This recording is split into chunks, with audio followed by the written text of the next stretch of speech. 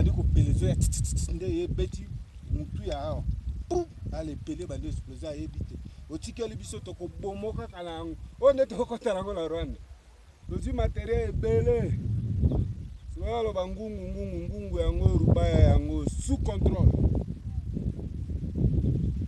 moni ne mboka komi nya pusi koyoka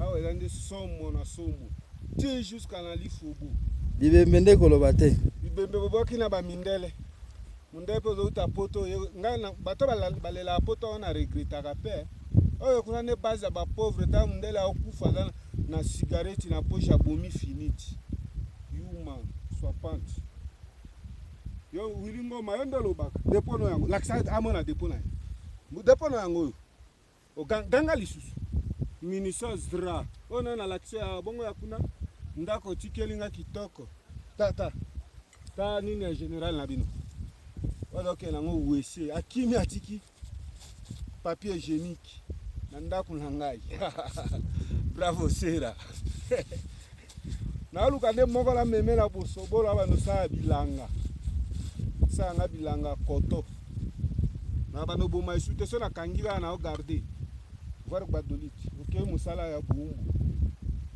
ok soko otasika batumbi deuxième depo ya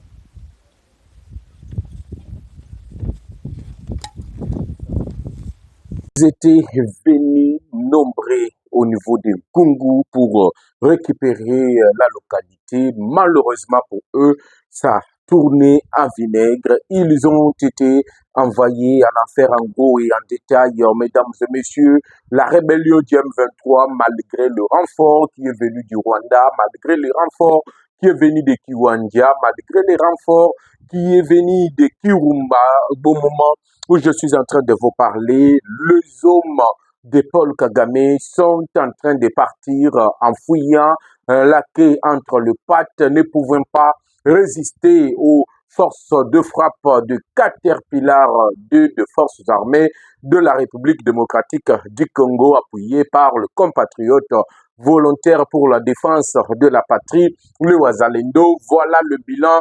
Il y a Oyo, planifié Kimukolo Malelo. Ils étaient sûrs de reprendre Ngungu. Ils ont chanté dans les réseaux sociaux que Ngungu était déjà tombé, alors que les images vous montrent le contraire. Vous êtes en train de vivre cette moisson qui a été grand parce que cette fois-ci, on ne cible pas que le petit poisson, on cible aussi les gros poissons qui sont des officiers rwandais envoyés à l'est de la République démocratique du Congo pour déstabiliser la partie est de la République démocratique du Congo, des Lubero, en passant par Walikale, passant également par Rutshuru, Nirangongo, Masisi.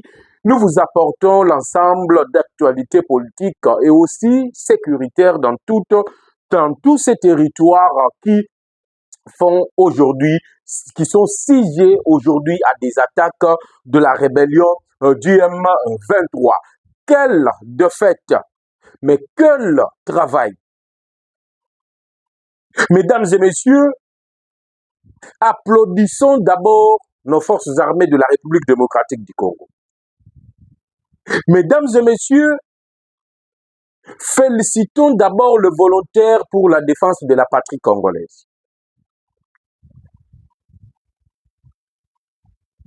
De partout dans le monde, permettez-moi de vous dire que bozala kabongo ebele. Confiance bopesa kabiso, yangonde courage. Oyo bopesa kabiso po ete topesa kabino chaque jour dans Nzela Yakil News Live Télévision. L'ensemble d'actualités sécuritaires parce que cette fois-ci, nous sommes totalement sécuritaires. Nous allons donner l'actualité sécuritaire pour désinformer, effacer l'armée numérique de Paul Kagame qui l'a engagé aujourd'hui pour désinformer, désorienter la communauté congolaise. Aimez la vidéo, partagez l'émission et surtout, n'oubliez pas, après avoir vu on a balancé Bino en direct, il y a récolte, il y a forces armées de la République démocratique du Congo, la moisson a été grande, l'armée est toujours en pointe pour protéger nos territoires, ce que nous avons toujours occupé. Outakala, voilà pourquoi l'ensemble de l'actualité sécuritaire s'est retrouvé avec le communicateur de la République sur Kin News Live Télévision. Probable invitation de Joseph Kabila aux États-Unis à la cérémonie d'investiture de Donald Trump. Est-ce que c'est vrai, Joseph Kabila vient d'atterrir aux USA? Nous allons essayer d'en parler. Est-ce que tout ce que je vous ai toujours dit sur la position des Américains, que Bango n'est pas véritable M23, est-ce que Zali a solototé avec cette probable invitation de l'ancien président Joseph Kabila, na niveau, il y a investiture, il y a président Donald Trump. C'est aussi l'actualité que j'essayais de développer avec vous parce que je vous avais déjà analysé, nous avons déjà analysé ensemble avec vous ici la position de Joseph Kabila qui est en pleine consultation. Qui sont derrière Joseph Kabila? Je vous avais démontré ici, noir sur blanc, banani balingi, bazong Vous allez nous excuser et j'espère que vous ne nous tiendrez pas rigueur parce que c'est là tout, ça arrive sans prévenir. J'avais dit, banani balingi bazongisa Joseph Kabila na sphère politique et la République démocratique du Congo. Avec cette probable invitation, on va également décrypter Mali Koleka sur le plan mondial. Espérons que vous avez déjà aimé la vidéo. Espérons que vous avez déjà partagé l'émission. Mesdames et messieurs, l'enfer continue pour la rébellion du M23. L'enfer continue. Les âmes de Rwandais brillent en enfer matin, midi, soir. Chers Congolais de père et de mère, Rwandais bayaki lelo na bouli ya pour récupérer la cité de Ngungu. Rwandais basalaki kopu na bango. Bazui renfort. Babengisi ba mituka euti Rwanda. Bazui ba militaire kouta na Kichanga. Bazui ba militaire kouta na Kiwanja. Avec comme l'objectif attaquer les positions des forces armées de la République démocratique du Congo à Ngungu. Vers 21h, ils ont encore lancé l'attaque pour prendre la cité de Kirumba. Et vous savez que Kirumba et Kaina et Kweyaki Yangomoko, parce que Banyarwanda Bapakata Kimbangu, ne supportant pas la frappe chirurgicale des forces armées de la République démocratique du Congo. Et dans le territoire de Nirangongo, la rébellion en perte de vitesse avait préféré même fermer les frontières, craignant ainsi l'avancée des Ouazalendo, l'avancée des forces armées de la République démocratique du Congo jusqu'à piétiner le sol rwandais. Et par précaution, ils avaient fermé les deux frontières que nous partageons avec eux dans le territoire de Nirango. Le plan qu'ils avaient mis en place,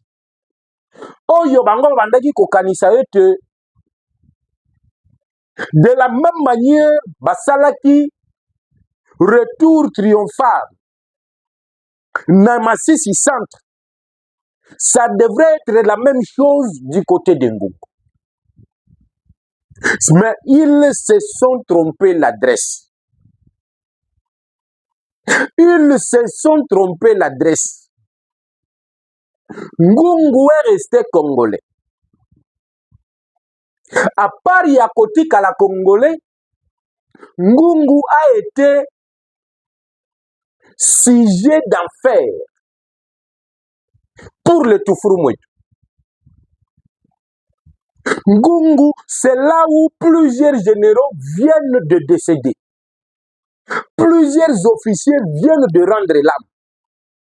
Parce que Mokanabiso Tolobaki Tokobunda cette fois-ci, Tokota la teke yo ozali nani. Tota la teke yo ozali na armée boy. ozali ko utiliser les armes sophistiquées ali ko uta na mboka boy tozali ko banga te parce que biso moko nanu Banyarwanda bomonaki le président Kagame parti d'Afrique du Sud à la recherche des armes, à la recherche des munitions, à la recherche ya stock na ye komi kosila, il est parti négocier sur le plan militaire.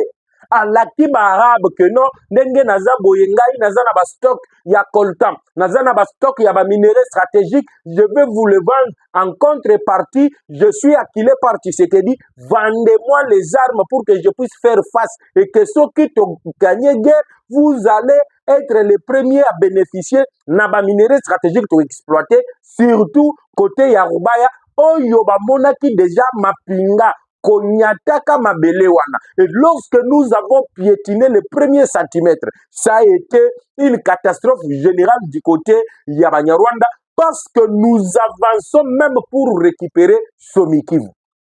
La société minière de Kivu. Oh, Yabanyarwanda va utiliser. Va tracer même chaîne d'exploitation, peu d'extradition. Oh, Yabazali extraire. Va exploiter, peut battre na ba comptoir na bango, va fixer même ba prix par tonne. Comme s'ils étaient chez eux et ils pouvaient faire ce qui leur importe bien. Ba monique o yozali malam to sali parce que bazali et pas ina bango. Mais ba miko saki parce que Caterpillar de ezali penza ko donc ezo pikola na misisa. Ya Banyarwanda ezopikola na bisika oyo bakendaki komi bomba même le cachette d'armes Caterpillar ezali kopikola. La moisson était grande. Si vous regardez donc au tali biba image au tali musala mapinga isali au tali musala ba volontaire pour la défense de la patrie basali. Tu te rends compte que dans ces pays, il fallait juste la volonté pour tenir tête na Banyarwanda wana. Yango na zoloba la jeunesse en général. Que personne ne vienne vous manipuler. Je suis en train ici d'interpeller, de conscientiser tous les jeunes dans toutes les provinces qui composent ce que nous appelons la République démocratique du Congo, notre chère patrie. Nayebi que les deux bazo utiliser mbongo, bazo utiliser le kuta, ya ko recruter ba jeunes ba rejoindre la rébellion du M23. Mes chers compatriotes, ne vous laissez jamais berner, ne vous laissez jamais tromper. Batouan na bako sabinote. Ils n'ont jamais aimé les Congolais. Mais balingi Congo parce que Congo zali ko regorger ba minéraux ali ko sala bango.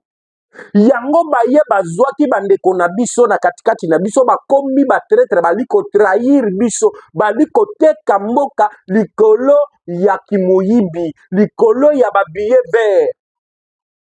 E boyebi bateyo nazali kolobela. Bandeko na ngai ya Est, bandeko na ngai ya Kasai en général. Na yebi ke Kasai ezali passage obligé na ba armée, ba rébellion tu esale makabatu baleka kaka na Kasai. Mais je me frère jeune Kasaïen, n'acceptez jamais que la rébellion puisse passer par vous. Ne soyez pas responsable devant l'histoire. Mais soyez du bon côté de l'histoire, que l'histoire retienne que ce sont les jeunes. Oh Yobabiki Samboka Congo, alors que la communauté internationale exerçait la pression et une forte pression sur leur président qui avait incarné l'esprit de Lumumba, l'esprit de Tchan Tshisekedi, l'esprit de Laurent Désiré Kabila. Laurent Désiré Kabila, il était prêt à rencontrer Kagame, à rencontrer Museveni, mais il n'était pas prêt de négocier avec le rebelle. C'est ce que Tshisekedi est en train de refaire. Le remake, c'est ce qui, maintenant, qui blesse même les États-Unis d'Amérique. Et quand je vais parler du probable invitation dans la cérémonie d'investiture à Donald Trump, Joseph Kabila, vous allez comprendre pourquoi ils veulent de Joseph Kabila. Pourquoi ils veulent encore nous imposer quelqu'un qui a une nationalité douteuse. Ce n'est pas moi qui l'ai dit, c'était un député européen qui l'a dit haut et fort que lorsque batali Laurent Désiré Kabila côté les Melabango par rapport ya boyokanyo yo bayokanaki avant que le Rwanda et l'Ouganda puissent le soutenir, balukaki mutoyo azalaki na nationalité douteuse oyo bakokaki kotia ye à la tête de la République démocratique du Congo. C'est la même stratégie qui est utilisée aujourd'hui. Vous pouvez voir Tshisekedi dire aux Américains que tant que bino américain botikala jamais qu'on négocie na ba terroristes, la République démocratique du Congo ne négociera jamais avec les terroristes. Là, vous voyez même la prise de parole de plusieurs États dans le monde. Ils commencent à exiger, ils commencent à citer dans leur bouche le nom du Rwanda. Vous prenez le pays comme la Grande-Bretagne, depuis Guerrero Bandi Batikala Kotlobate, que c'est le Rwanda qui agresse la République démocratique du Congo. Heureusement pour aujourd'hui, ils commencent à nommer l'agresseur. Mais beaucoup reste à faire. Voilà pourquoi je vais interpeller la jeunesse. Yakobo Yakotia et Likia na communauté internationale. Cette communauté internationale ne se battra jamais pour que nous puissions être libres. Cette communauté internationale, malgré la pression, malgré tout ce qu'ils sont en train de dire là, la communauté internationale, même l'ONU n'a jamais été une structure ou bien une organisation forte. La seule organisation forte, c'est la FIFA. Regardez, les Américains eux-mêmes, qui sont en train de se faire valoir comme des donneurs de leçons, lorsqu'ils ont attaqué l'Iran, lorsqu'ils ont attaqué plusieurs pays dans le monde, batikala ko senga pe kozwa approbation ya Nations Unies pour défendre leurs intérêts, pour défendre leurs compatriotes, ils ont utilisé tout le moyen. Mais pourquoi cela ne peut pas se répéter avec la République démocratique du Congo? C'est là que vous allez comprendre, mesdames et messieurs, qu'aujourd'hui, Bamataba kita toza na bango à l'est de la République démocratique du Congo. Fatia était clair. Ote Sengeli, bozonge la négociation. Il faut négocier avec la rébellion. Fatia leur a dit, ce qui diplomatie est simbité, ce n'est pas par ma faute. Ce qui est simbité na Luanda, ce n'est pas par ma faute parce que ngai moko na kindaki kuna. Et comme l'homme n'est pas venu, il nous restait qu'un seul Lucie. Lucie, c'était de nous défendre avec les armes. Lucie, c'était que comme le Kagame a dit qu'on comprendre notre langage, le seul langage qui comprend, c'est le langage de la guerre, c'est le langage des armes. Allons-y dans l'optique de la guerre. Allons-y dans l'optique de violation de cessez-le-feu. Yango ayebisi nouveau commandement. Oye uti koya ezali pe kolalisa banguna pongite parce que bayebi ke bandeko oyo ba uti kotia bazali ba ennemi juré. Regardez lorsqu'il regarde Pacifique Massouzou, balobi lelo que Pacifique Massouzou a commis Burundi. Pourquoi? Parce que l'homme est déterminé. Dès sa prise de fonction, Pacifique Massouzou, en stratège militaire, il place des stratégies. Et comme il y a des secrets de défense, on ne peut pas dévoiler ici qu'est-ce que l'armée est en train de faire. Mais ça, c'est important, je l'ai toujours dit et je l'ai dit. L'armée vient d'acquérir le Sukhoi Yasika. Ah non. Non. Sukhoi à dernière génération. Lorsque ça a été utilisé pour la première fois, pas question de regarder 2-3 fois le corps de Banyarwan. Pas question de regarder 4-5 fois. Ota la mutuboye, oza ko reconnaître te oyo misunya mututo ya nyamakufi. Ndenge bayaki na bango ebele, bakozonga epa na bango te. Personne ne rentrera au Rwanda. Et comme ils le s'entêtent, malgré ba renfort, ba komi ko comprendre que mais ndenge nini biso yo tozali na ba drone ya ba américain. To sutu ka bo ba batra drone. Lobi na la kiseki bino drone wana ndenge ba batra yango. Bango moko bazo comprendre avec quel matériel militaire l'armée congolaise peut réussir à battre nos drones. Baye kotala nous avons Manduki ya ba sniper. Il y a force spéciale rwandaise.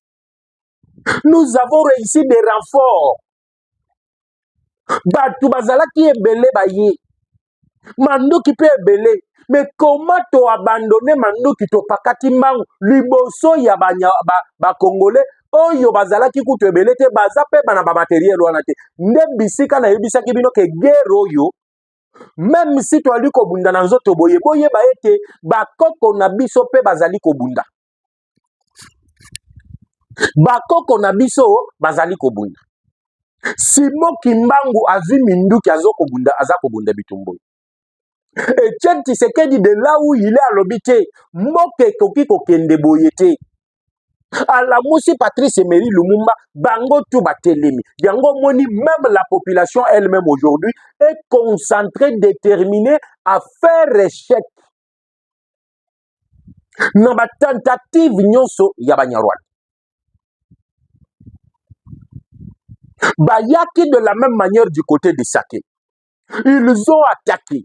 Ils étaient venus Nanzela moko bazongi Nanzela Sambo. Mutoza kotuna muninga te toki milawapi. Chacun demandait que sa vie soit d'abord sauvée. Chacun voulait avoir d'abord la vie sauve. Les chanceux sont partis. Le moins chanceux ont été arrêtés Nanzela. Il y a opération, il y a ratissage. Les malheureux sont partis en enfer. En gros. Parce que même les commandants, les officiers qui sont venus du Rwanda pour diriger cette guerre, je vous annonce que 65% de l'effectif qui était venu est déjà disparu. Vous prenez les commandants sur l'axe Ruchuru, vous prenez les commandants sur l'axe Ruberu, vous prenez les commandants sur l'axe Nirangongo, ils ont été envoyés en affaire par les forces armées de la République démocratique du Congo. Aux autres localités, où il y a pinga ezali ko récupérer.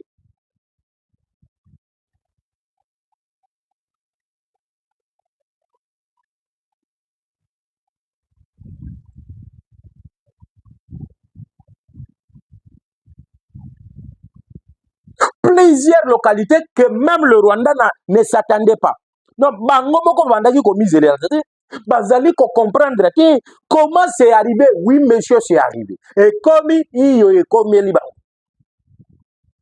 Mais quelles sont les localités que nous avons récupérées?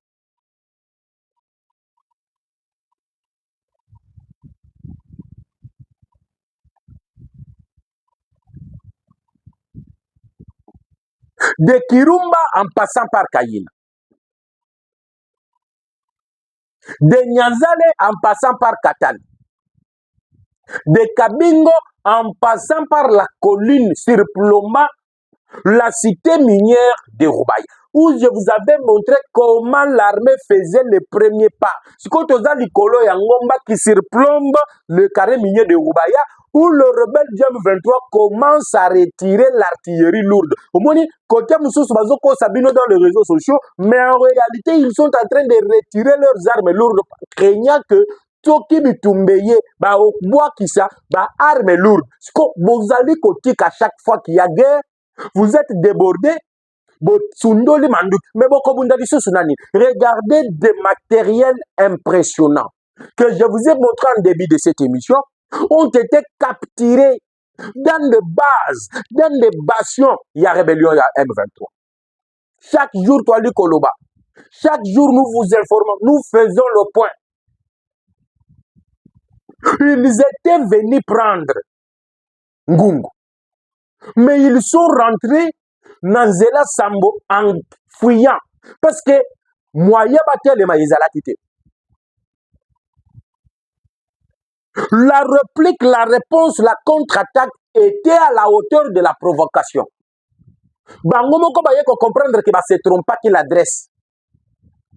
La stratégie, Mouton Bandaki Kobenga Sulutani Makengo, Azali phénomène en stratégie, Yemoko Azali ko comprendre.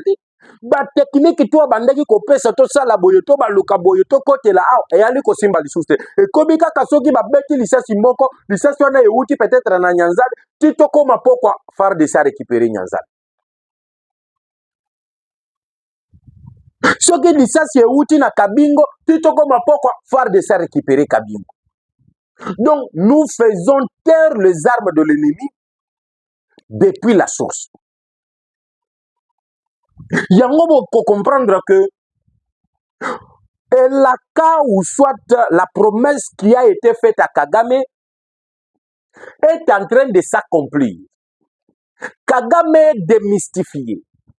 Kagame nous l'amenons maintenant contre mur, contre mur, frapper, to beti, le lot accueilli même na Arabie Saoudite koluka renfort. Pourquoi? Parce que même les Américains bangomoko bakomi koloba awa bakoya ko bimisa biso mutakala libanda. Parce qu'à l'heure tu sais que yali koya nango ezali à dire moko ya bienté. Il faut d'abord que nous puissions reculer derrière. Néomoni Kagame à court de munitions il fait appel à l'Arabie Saoudite en oubliant que l'Arabie Saoudite c'est légalement il y a un partenaire fiable, il y a la République démocratique du Congo. Babo Sani que l'Arabie Saoudite, les Arabes que vous voyez, ont déjà conclu des accords. Ils ont déjà signé des accords avec la République démocratique du Congo à ce qui concerne la protection, la construction de ports, la construction de routes, la construction de chemins de fer. Et c'est là que Kagame a eu à comprendre que Tshisekedi a si mina qui terrain. Chers Congolais de père et de mère, j'aimerais d'abord savoir, êtes-vous dans la joie ou pas? Êtes-vous dans la joie de savoir que l'armée a répondu aux attaques de la rébellion du M23 ou pas? Parce qu'au moment où je vous parle, personnellement, je suis dans la joie. Les rebelles du M23 puyés par le Rwanda n'ont pas encore foulé le pied à Ngungu centre, contrairement aux fausses informations véhiculées par son armée numérique sur les réseaux sociaux. À 14h36, les FARDC et les Wazalendo tiennent toujours ces positions dans les collines qui surplombent la cité de Ngungu et continuent à faire face au débordement de M23. Donc, bayaki babengani balobi Ngungu ekoki kokende te. Ngungu tozalaki nango ça fait plus d'une année. Comment bato baye dans quelques minutes pamba baboto libiso ba récupérer ba bastion ba détruire boy. Toya ebele, to récupérer Ngungu. To récupérer Ngungu.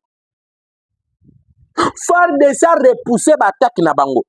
Le M23 et l'armée rwandaise ont subi de lourdes pertes et bat en retraite, laissant derrière lui un chaos de morts, de blessés et de positions stratégiques perdues.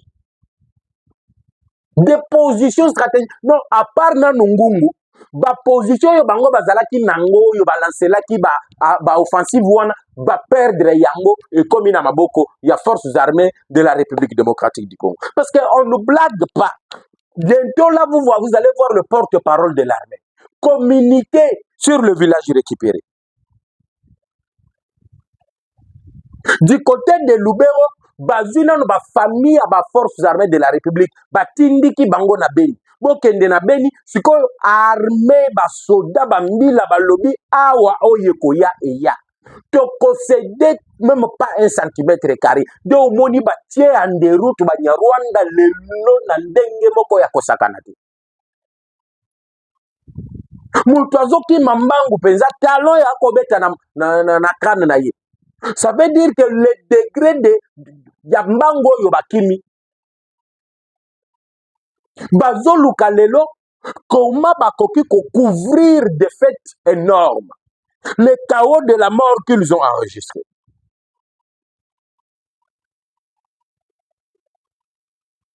Parce que bambila lelo bako raisonner te que awa ndenge to ko bunda boye bana nangai batika limose te bazina no basi na ba protéger bango siko eza bitumba to bunda sikoyo munyarwanda aliko résister te luofu eko yaki déjà to récupérer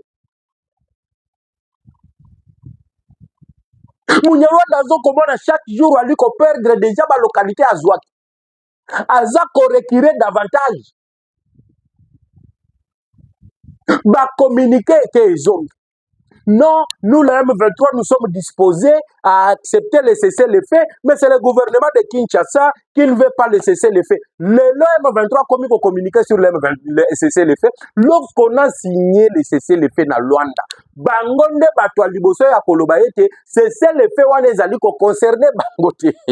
Nazo bisabino bandeko balandi ya Kim News Live Télévision, wana ozo aimer vidéo, ozo partager l'émission que a opesi mbombo aboyi. Rwanda zalaka na ye makasi te. Bato bo bandaki komona comme le plus fort, zokande bazalaki ba plus faible. Toyebaki te ke Banyarwanda bakokaki pe kolela. Le 23 komi kondima cesser le fait. Mais bino bolobaki ke cesser le fait o ba signé wana ali ko concerner bango te. Parce que bazalaki approcher directement te.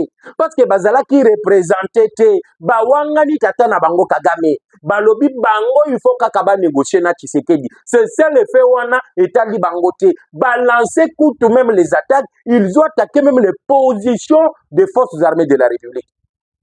Leur parrain Kagame akimi Luanda lobi na kokendete parce que kuna Klebo wa ezali Joao Lorenzo a commis sikoyo un traître Tshisekedi la corrompu azali susu maître te ngai nazali koluka ba changer un autre médiateur Kagame wali kolela nini ke bino bozala kaka wana Bino 23 bali ko reconnaître c'est le fait mais tokende siko na bitumba et comme non Kinshasa est en train de violer le cessez-le-feu on va violer le cessez-le-feu ce qui est cessez-le-feu c'est là qui moi si timu ko le kozwaze ya bo tipe toza ko violer parce que nous allons défendre notre territoire au prix du sang au prix à sacrifice suprême nous allons le faire. Na bandeli lisu soki toko violer cessez-le-feu plusieurs fois. Soki azalaki mwasi timu kolokobota nous allons le faire parce que c'est notre territoire et nous sommes en droit de défendre chaque centimètre carré de notre territoire. Le loi Bertrand Bisimwa na Laurent Kanyuk bakoki koyebisa ba congolais que tout kende na cessez-le-feu. Mais pourquoi il nous réclame le cessez-le-feu? Pourquoi il le réclame? J'aimerais que nous totangananu parce que Ebele ba comprenne que lorsque nous faisons de telles émissions, c'est pour vous éveiller la conscience qu'Otel Sabino que l'histoire a changé. Congo ya lelo ezali neti Congo ya kalate. Le Congo d'aujourd'hui, batu ba komi ko comprendre que Tshisekedi vient de changer les choses. La donne vient de changer.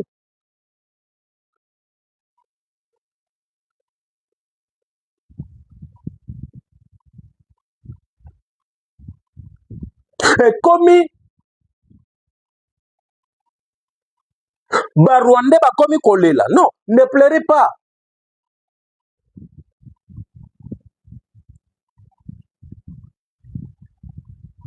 Nous allons nous battre. Permettez, je vous suis en train de vous chercher ici. Comment le M23 est en train de réclamer que Tshisekedi respecte le cessez-le-feu. Je vais le faire ici. Soyez calme. Écoutez d'abord. À travers son opération dite Caterpillar D, le régime de Kinshasa sème la mort et la désolation dans plusieurs familles de paisibles citoyens dans des agglomérations densément peuplées de l'espace libéré. Des innocents sont massacrés dans leurs résidences. Des maisons, des écoles, des églises sont détruites à travers des bombardements aveugles à l'aviation militaire au nom d'une soi-disant remontée en puissance des forces armées de la République démocratique du Congo. La remontée en puissance doit se démontrer sur les champs d'honneur et non pas sur des innocents sans armes ainsi que leurs biens dont on prétend protéger. Non, pour Nabango. Ndenge armée zali confliger bango ba défaite wana, bango ba se transformer maintenant en civil. Et ces champs ici, je vous ai dit que c'est un champ où yoba batoyoka déjà. To mesana nango na matoyi na biso. C'est leur seule manière de se protéger. Ba se protéger kaka kabongo Banyarwanda bozali komona wana. Soki to attaquer bango ba brandir ba communiquer. Ndenge zali boye, on a attaqué le cité dansement peuplé. Kinshasa est en train de tuer les civils. Mais non, Kinshasa ne tue pas les civils. Kinshasa est en train de chercher à récupérer chaque centimètre carré de notre territoire. Communiqué officiel du 13 janvier 2025. Oyo Laurence Kanyuku Yemoko azali kokoma azali koloba nini bandeko nanga na lobi boyeme émission soki osabonaki nanu te prière de vous abonner parce qu'il n'y a que qu'une news live télévision bisiko oyo bokomona tokopesa bino la véritable information où t'as le territoire de Nirangongo, où t'as le territoire de Massissi, où t'as le territoire de Lubero, où t'as tout le territoire qui sont sujets aujourd'hui à des attaques. Yaba Nyarwanda, yaba imbécile wana tozali kokende na bango, makorodo wana toali koboma bango, moyeba sauter ezalité. De petits lapins qui sautent dans la jungle, mango bakoki baza koluka bisika nini ya kobata.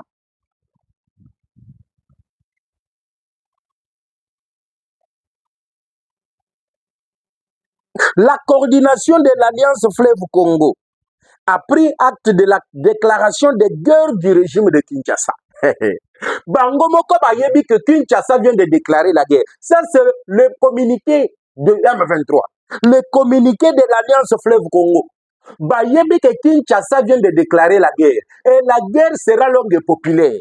Ah, on a zotanga communiqué. Il y a 13 janvier 2025.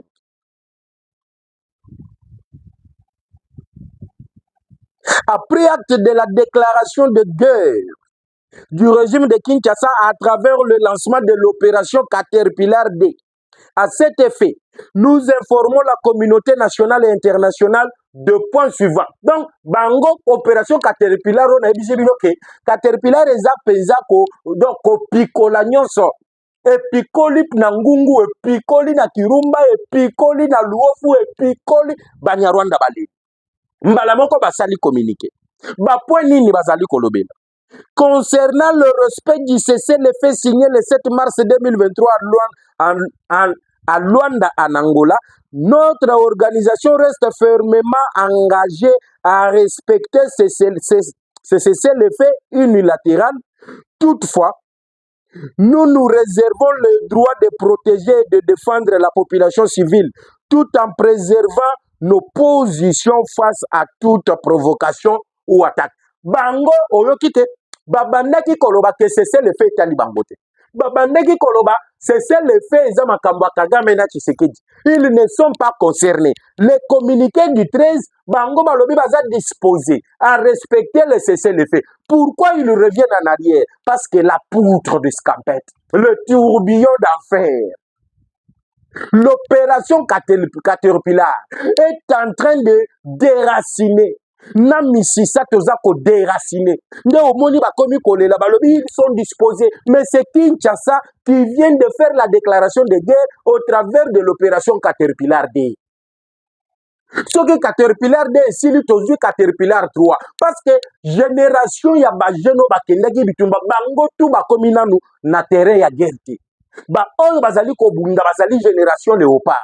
Génération guépard babandi nanu bitumba te, ils viennent d'ailleurs de rentrer na ba formation. Nyonso wana ezali ko bangisa munguna oyo ali ko lenga et puis akomi ko luka laisser le fait en attendant oyo tozali ko benga processus ya Luanda.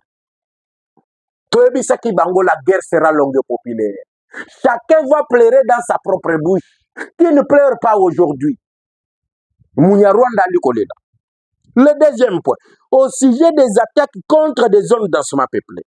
Donc, pour Nabango, le dimanche 12 janvier 2025, les forces de la coalition du régime de Kinshasa ont lancé des attaques sur plusieurs zones dansement peuplées.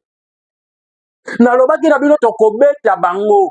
Dansement peuplé pour Nabango, c'est-à-dire que tango va pilonner ma position Nabango na ba ligne d'avance parce qu'ils utilisent maintenant des civils parce que je n'ai même pas le temps. Il y en a tant à Tina Souka. Ce que vous avez pour ça, mon numéro est affiché. Je vais vous envoyer ça parce que Kin News Live Télévision, c'est l'information na intégralité nango.